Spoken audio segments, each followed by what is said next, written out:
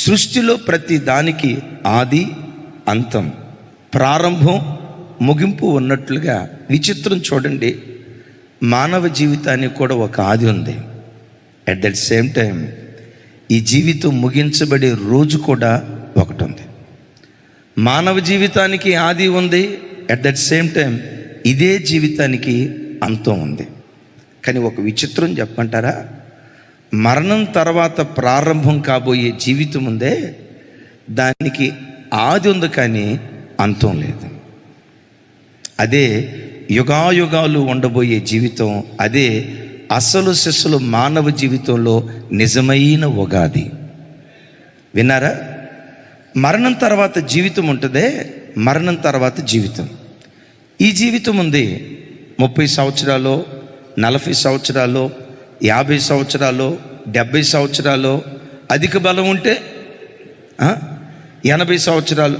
మెట్టుకు ఏదో ఒక రోజు ఈ జీవితం ముగించబడుతుంది.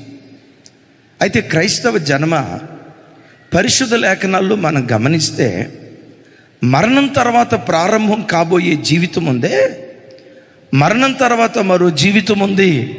వాక్యం చెప్తున్న సత్యం ఇది.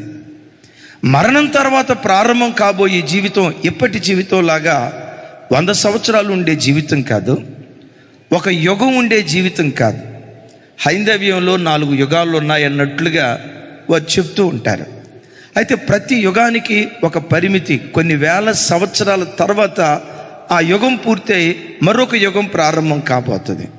విచిత్రం ఏంటంటే మరణం తర్వాత ప్రారంభం కాబోయే జీవితమైనా, మరణం తర్వాత ప్రారంభం కాబోయే యుగమైనా 1000 సంవత్సరాల తర్వాత, 2000 సంవత్సరాల తర్వాత అది ముగించబడదు. కానీ ఆ జీవితం యుగాయుగాలు ఉండబోయేటువంటి జీవితం.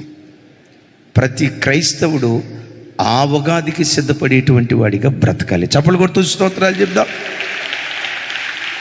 ఆ ఉగాది